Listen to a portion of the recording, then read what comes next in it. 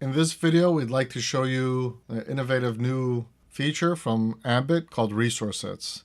Resource sets allow an organization to group and isolate resources and policies within a single organizational environment or tenant.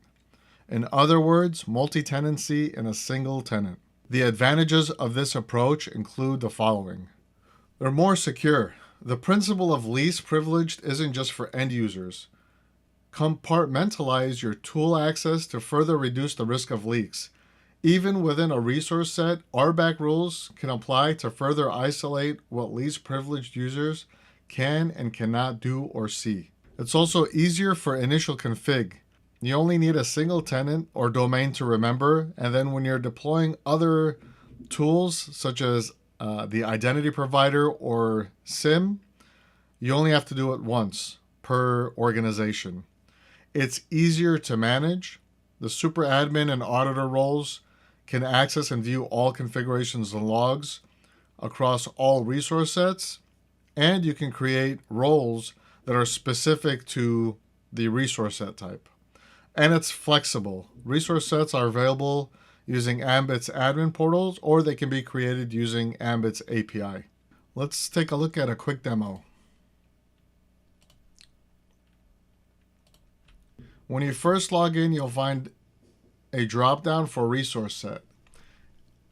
Every Aembit tenant uses the default resource sets for everything. Some users may just want to use the default and not need anything more.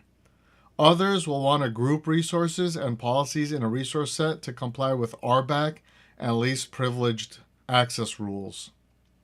To add a new resource set, go to Administration, and then Resource Sets. Here you can see we've added QA, staging, and production.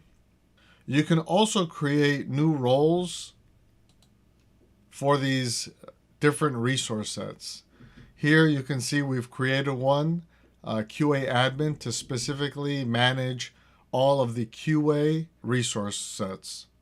When you go to users, you can add one or more groups or one or more role assignments for each user. In this case, I'm going to add QA admin to this specific user. Now, when you go to various resources, in this example, we're going to look at server workloads. You can see that most are in default. Here we have a Stripe server workload. This is going to be moved into production. But we also have some that are under QA. So we have one that's specifically created just for QA testing. Organizations are segmenting the management of their resources and injecting the credentials required at different phases of deployment, from QA to staging to production. Resource sets are flexible and can be created in any way that helps align with business processes. Thank you.